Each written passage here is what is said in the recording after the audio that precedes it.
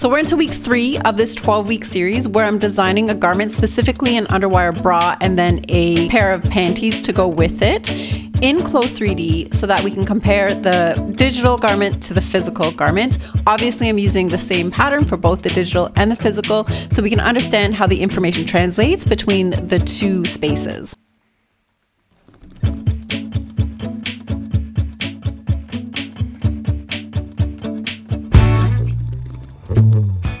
Okay, so I lied. This week I'm not actually going to be designing myself, but I'm taking the recently released London class, which was recently published by Beverly Johnson.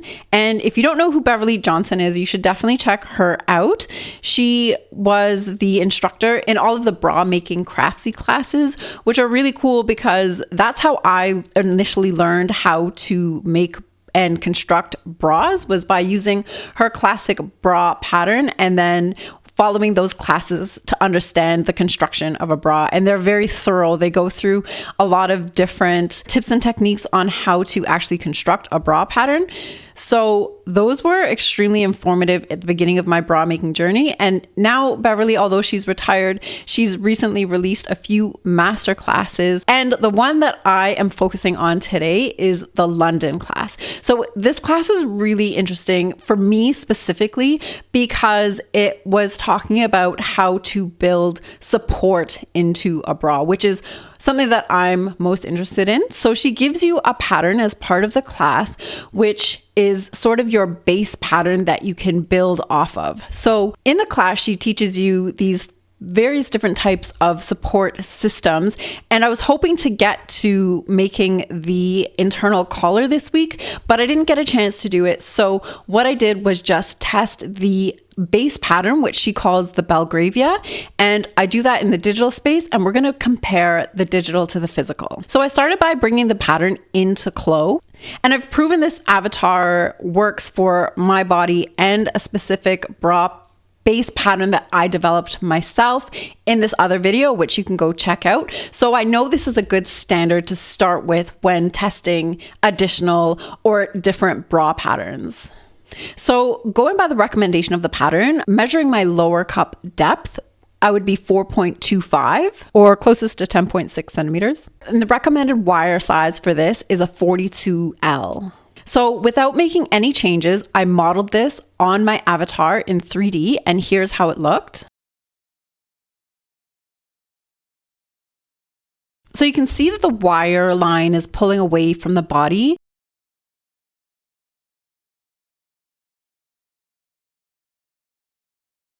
And when I turn on the strain map, this is showing an uneven strain across the bust.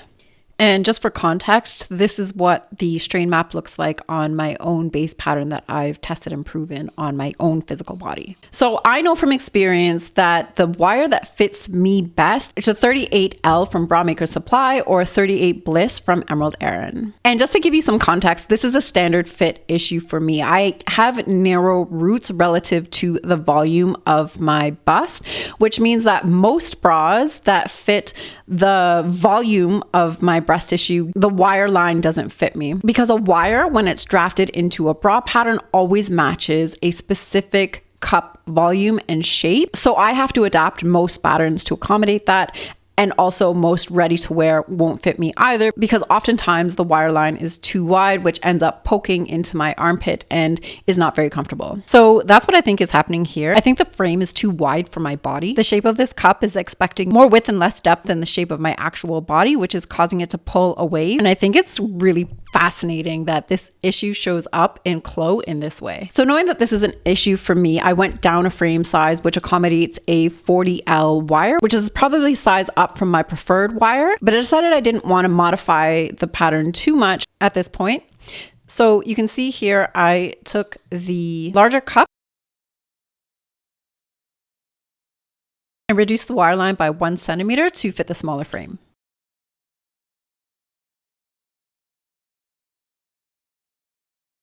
And one other change that I made to this pattern was I modified the placement of the hook and eye in the back band to be more centered at the back to show me a more even tension around the body.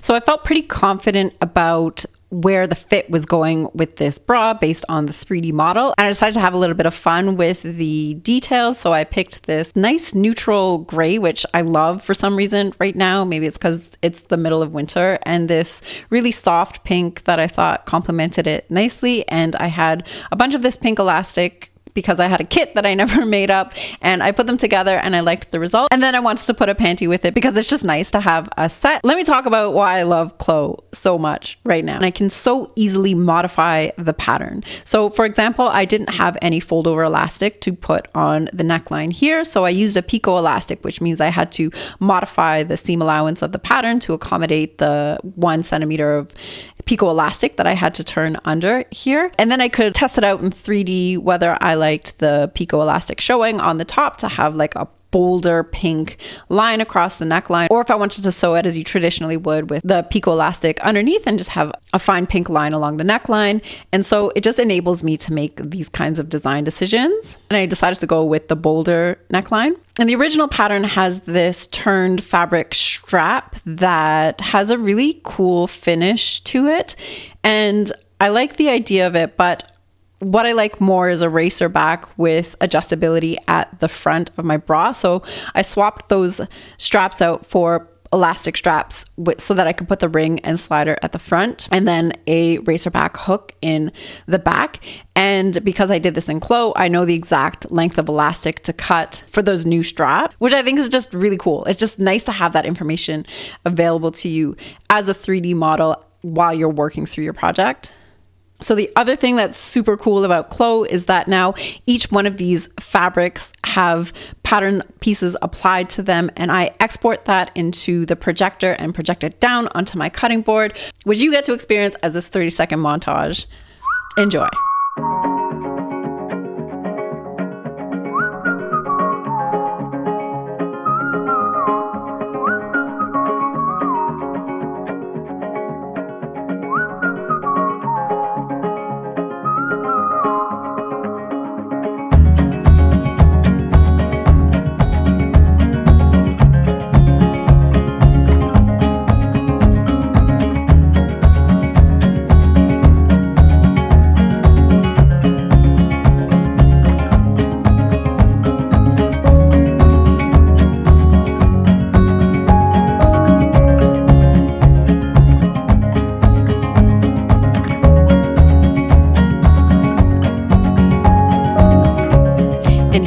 How the bra turned out, which you can see is just about perfect. So it looks really good in the video, and this is something CLO 3D can't tell you.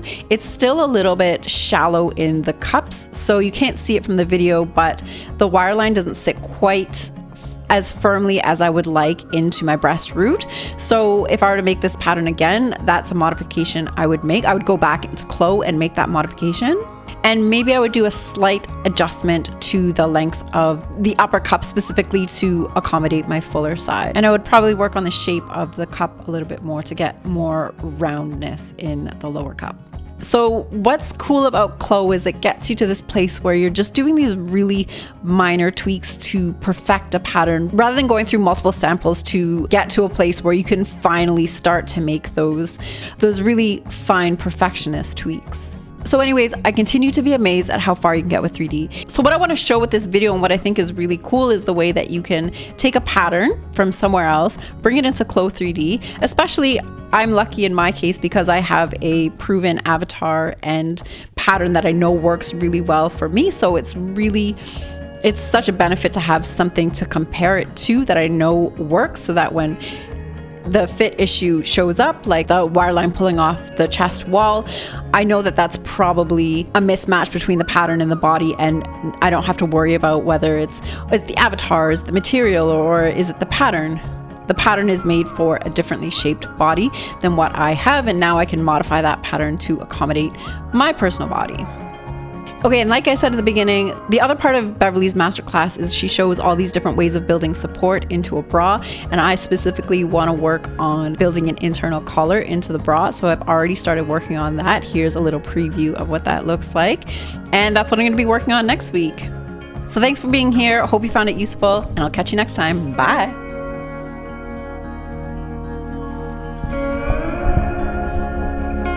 make sure to like and subscribe, please.